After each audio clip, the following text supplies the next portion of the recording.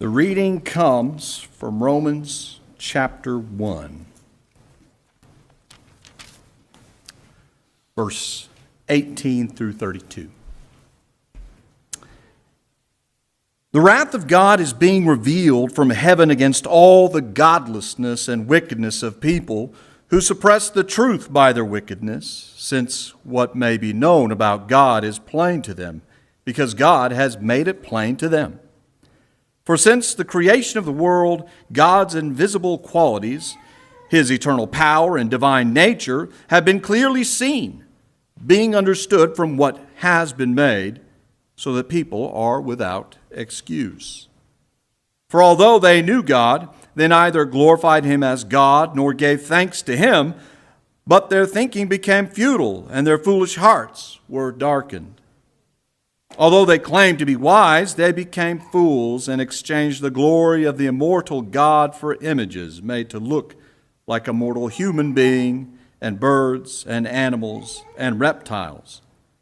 Therefore God gave them over in the sinful desires of their hearts to sexual impurity for the degrading of their bodies with one another.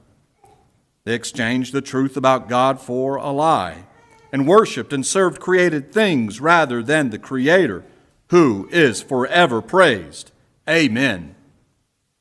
Because of this, God gave them over to shameful lusts.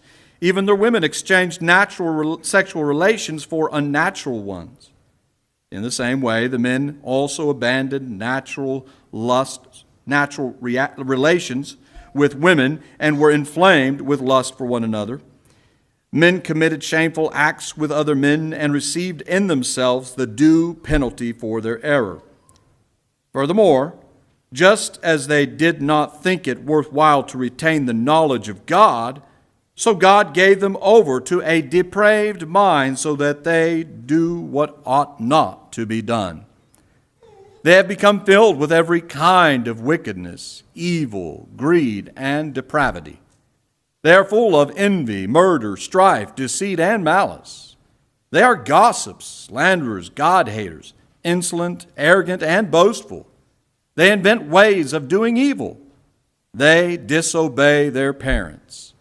They have no understanding, no fidelity, no love, no mercy.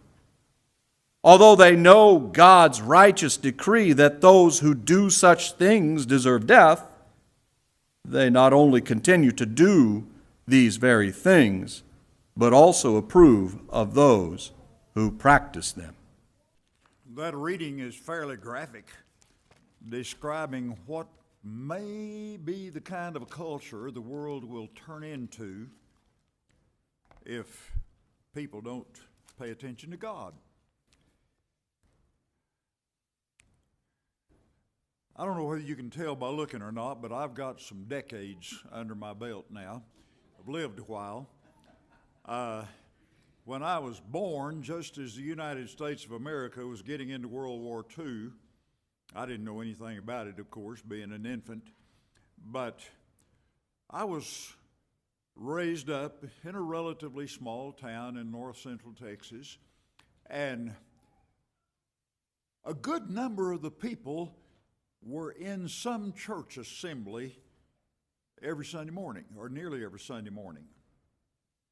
There were a substantial number of folks who were not regular church attenders, but if you ask them, yes, they would tell you that they believed in God, and the God that they were talking about believing in was the God that was described in the Bible, and it was basically a kind of a Christian atmosphere in the town.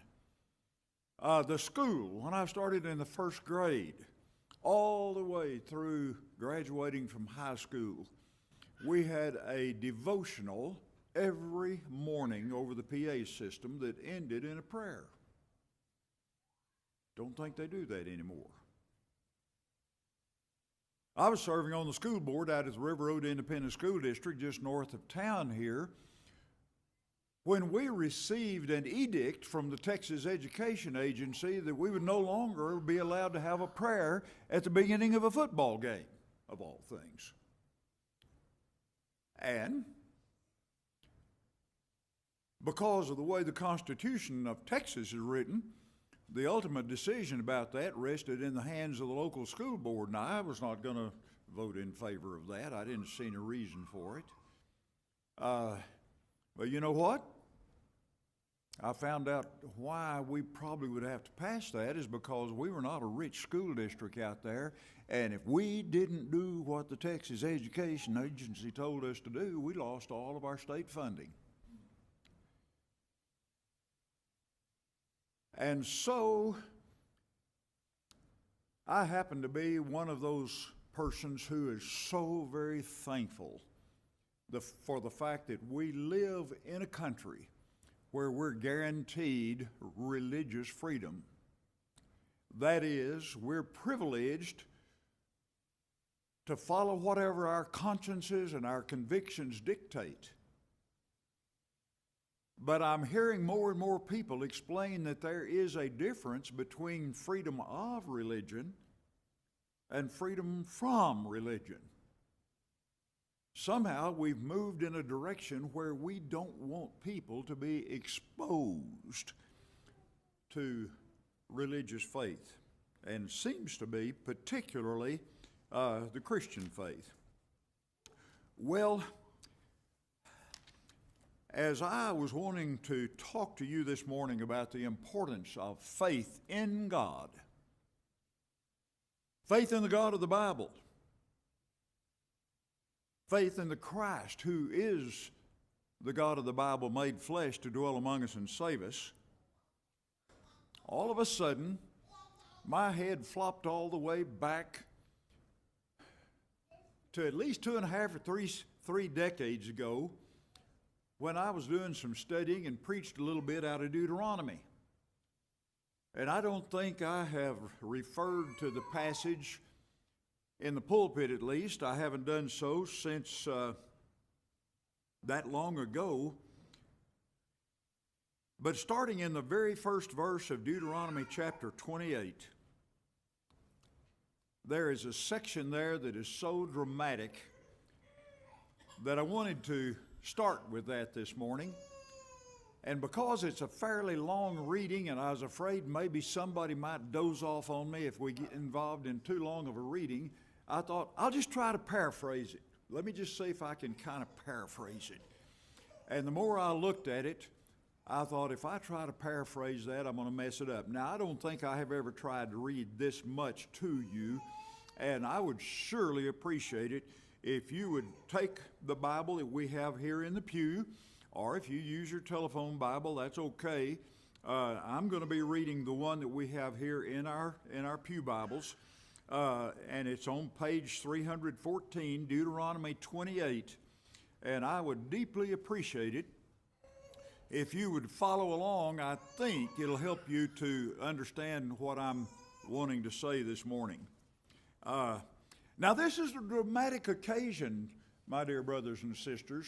You got to understand that God had ordained that all the nations of the earth would be blessed through the seed of Abraham, because Abraham was a man who trusted God, who believed in God.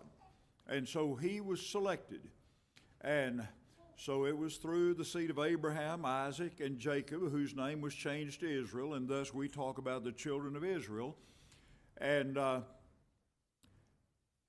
because of circumstances, we don't want to get into the detail of that, but they wound up going into the land of Egypt and were there for quite a long while, and eventually were enslaved by the Egyptian people. I don't even want to get into the providence of God that was working in the first 40 years of Moses' life, when he was saved by his mother putting him in the river, and him becoming Pharaoh's daughter. But he grew up in the royalty until he defended one of his own race and wound up being driven out, his life threatened, driven into 40 years of exile. And so as an 80-year-old man, God calls him at the burning bush and wants him to go to Egypt and deliver his people from slavery. And of course, most of you that have read the Bible even casually know all about this. But after 40 years of leadership like that, when Moses is up to 120 years old, and after 40 years of wandering in the wilderness, here they are out there approaching the land of Canaan on the other side of the Jordan River.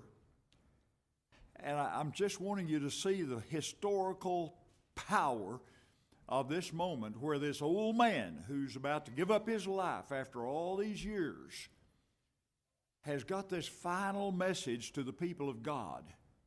And this is what I want you to hear. I want you to see it in the Scriptures, because this is not me talking. Yes, it's my voice. I'm reading it. But this is Moses, the lawgiver, the giver of the first covenant, God's spokesman, who is talking to the people of Israel. Let's read it. Deuteronomy, starting in chapter 28, page 314. This is the 1984 edition of the New International Version. And I want you to hear it carefully. As he's standing there, as he's about to turn over the leadership to Joshua, and just very shortly, he says to this assembly of the people, if you fully obey the Lord your God and carefully follow all his commands I give you today, the Lord your God will set you high above all the nations on earth.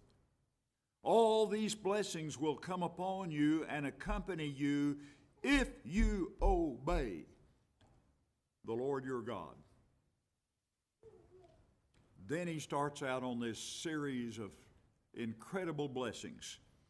You will be blessed in the city and blessed in the country.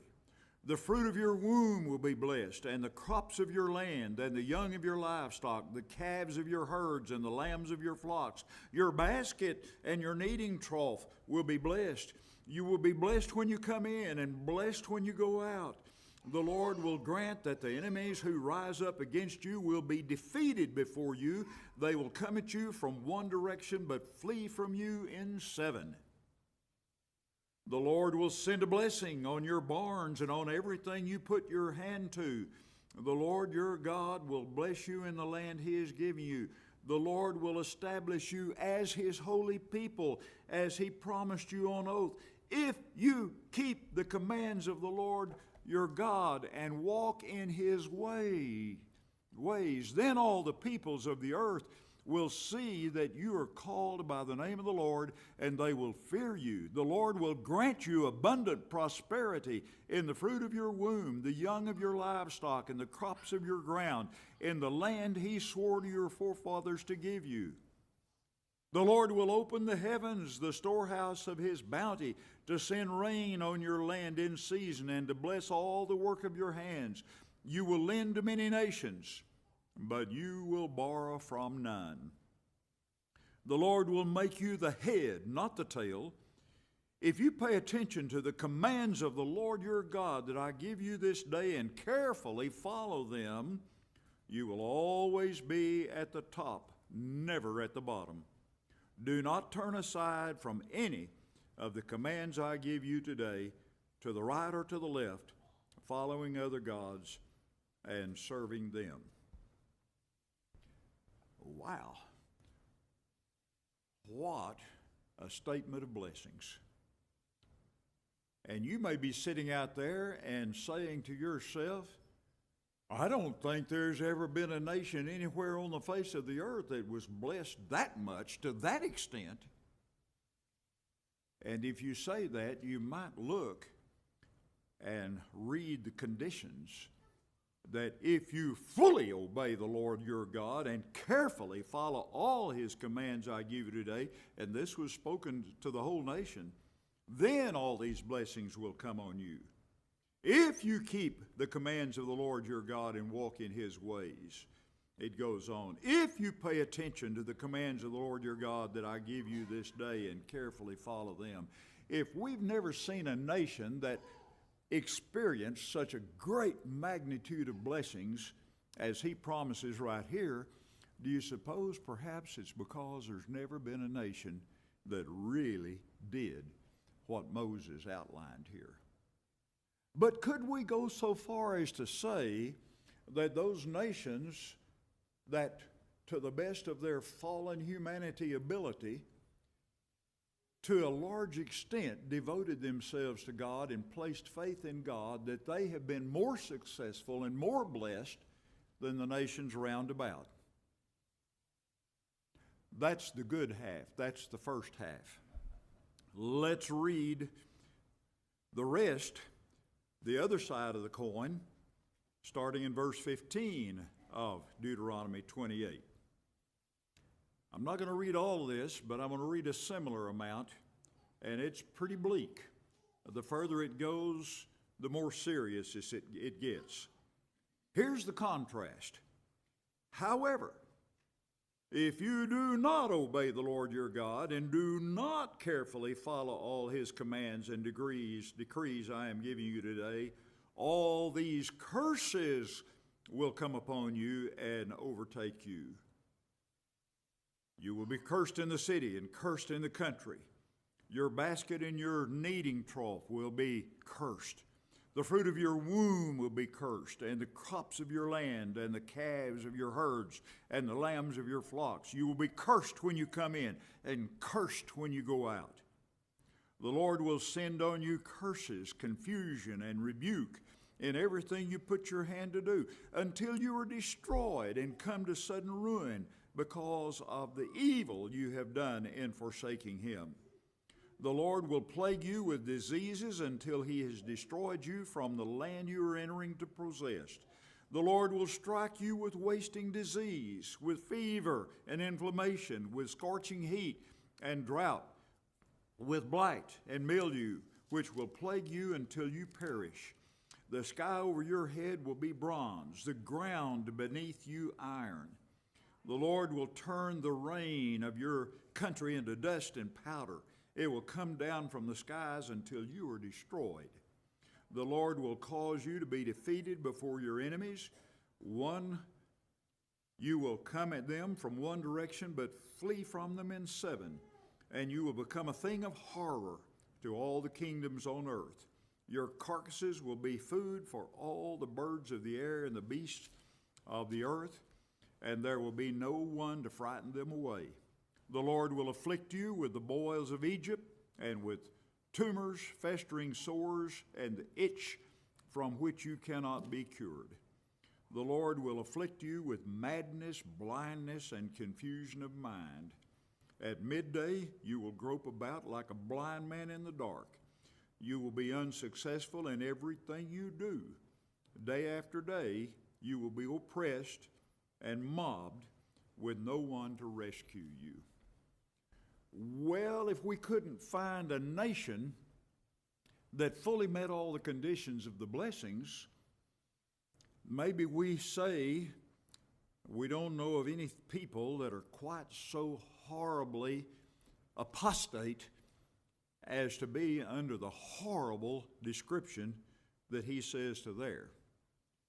But then maybe I could think of one, biblical one. Do you remember Sodom and Gomorrah? You do remember them, don't you? Yeah? Well, if they could find 50 righteous people, the cities would have been spared. 40, 30, on down to 10. And guess what? They had reached a point where that the whole curse and destruction of God was going to come down on them. Well,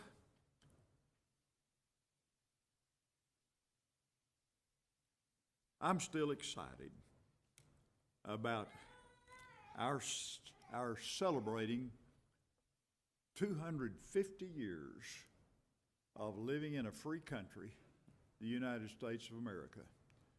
I'm assuming that just about everybody that's here, I'd say probably 100% of us, are citizens of two kingdoms, two nations. We're citizens of the United States of America. I consider that to be a great blessing. I am so thankful. I can name you a whole bunch of places in the world today where I don't want to be living. Much prefer good old Amarillo, Texas, and other parts of this country. And yet, the scriptures encourage us to be good citizens of this kingdom, this country, this nation that we're living in. Far more important is the fact that we're also citizens of the heavenly kingdom, the church, the body of Christ on earth. And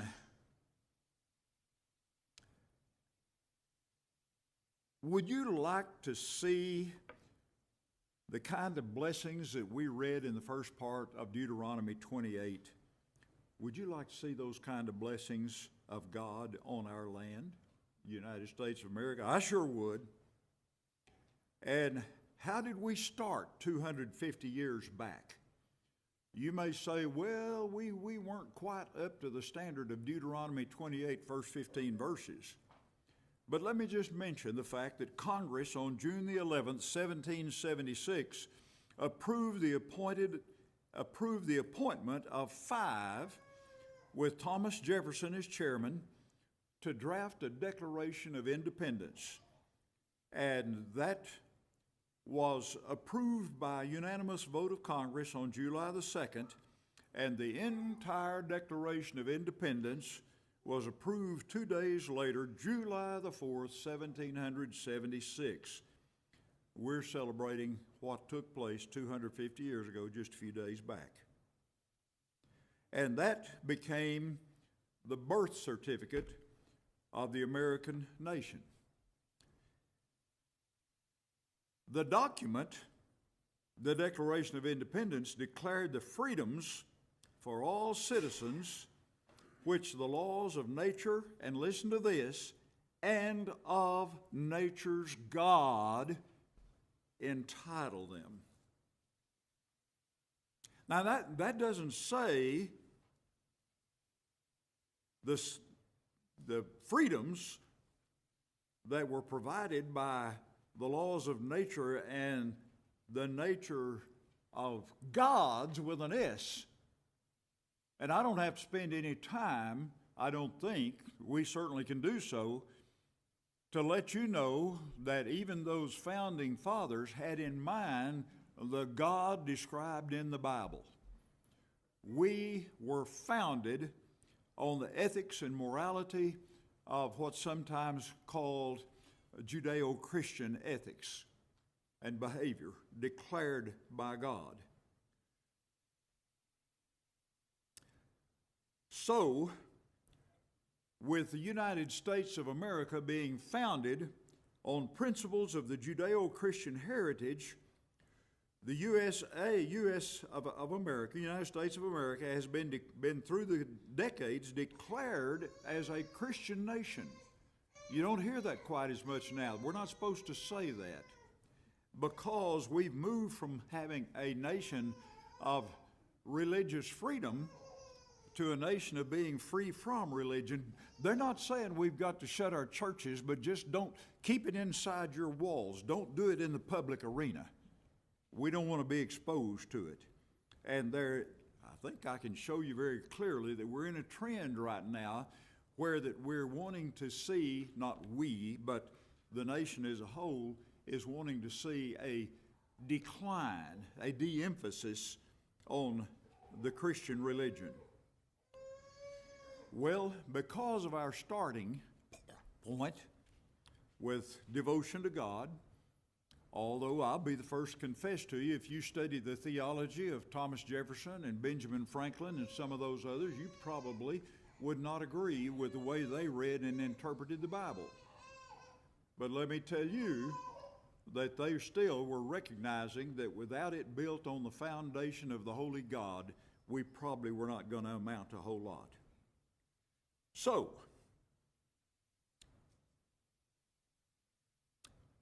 United States of America was never perfect. It wasn't then, maybe not even as much so now, but there was a recognition of God in the marketplace, in our schools, in our homes, in the communities, and now there tends to want to be a de-emphasis on that. The Declaration of Independence declared that all people are endowed by their Creator.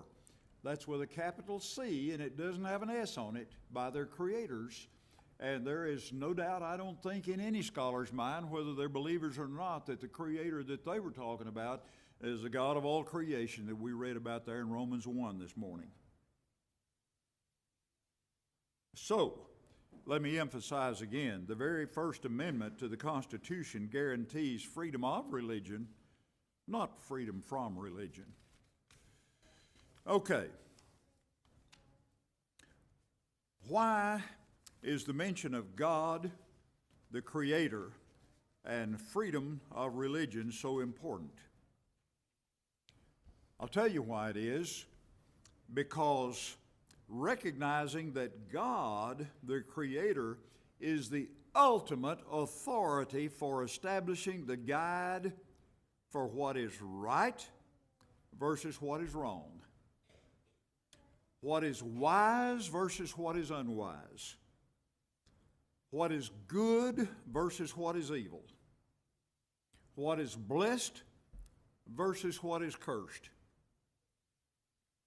God, who by his nature is the definition of right and wisdom and good and blessings, God is the one who ultimately defines that. Now, are any of us fallen imperfect humans capable of saying we understand it all perfectly? Not at all. That's why we have to have grace, and God's love provided that for us. But still, if you're looking for the formula for success as a person, as a family, as a nation, we need to hear the wisdom that comes from above. All living people establish, whether they realize it or not, who or what is going to be their ultimate authority for what's right and wrong, what's wise versus unwise, good versus evil, blessed versus cursed. It's not by some mathematical scientific proof, but finally it comes by an act of faith. Where do you put your trust? To what do you give your allegiance? What do you proclaim as the source of all knowledge? When I say that there are people today that are saying, well, we're not so sure about all this religion thing. Yeah, it's going around out there. Maybe you feel like that your political party is what is the final authority for what's right and wrong. I doubt that many of you believe that. There are definitely those who put their faith in science. Well, beginning with the Enlightenment period, they decided, well, this God thing hasn't worked for all the centuries and the millennia, and so let's give science a chance. And science is the ultimate authority. Let's get to the bottom of it. Some have made a God out of time. You know, in the beginning, God created the heavens and the earth. Well, now we found out that what happened, to create everything that we know just took a few billions of years of time. So worship that. Or put your faith in the culture. Or put your faith in the self. I'm the one. My truth is my truth. I'm the one that makes up the rules for me. Nobody's going to tell me what to do. Really? You're the final authority for what's right and wrong? All of those things are so inadequate. Sometimes people don't put their faith in anything other than impulses, and that's certainly not to be trusted. Let me read something so that you'll not think I made all this up. I'm reading an article that was given to me the other day by a super intelligent guy who does some remarkable writing. I just want to read this to you. He said, here is a question that does not get asked often enough in apologetic conversations. Why does every culture on earth worship something? Let me read that question again. Why does every culture on earth worship something? Now, I know some people say, oh, no. We don't worship anything. I've talked to some people who thought that. But he goes on to say, not most cultures, not the majority, but every culture across every century of recorded history in every corner of the globe reaches toward transcendence. The forms differ widely. Gods and ancestors are some of the things. I said gods with an S, a little G, little sticks, metal images, stuff like that. False gods, idols, gods and ancestors. Worship your fathers, your grandfathers. Cosmic forces. And in our secular age, science and progress and the self. But the reaching never stops. Human beings are constitutionally and relentlessly worshiping creatures. The standard atheist response to this observation is sociological. They say religion is a byproduct of evolution, a cognitive glitch that helped early humans survive by detecting agency where none existed. We imagined gods because imagining gods was useful. The secular West has simply grown up enough to recognize the illusion for what it is. This guy writing this says, it is a tidy answer. It is also, on examination, completely inadequate, not because it lacks sophistication, but because it cannot account for the specific texture of the phenomenon it claims to explain. If religious impulse is merely a cognitive artifact, why does it persist with such ferocious intensity in educated, scientifically literate populations?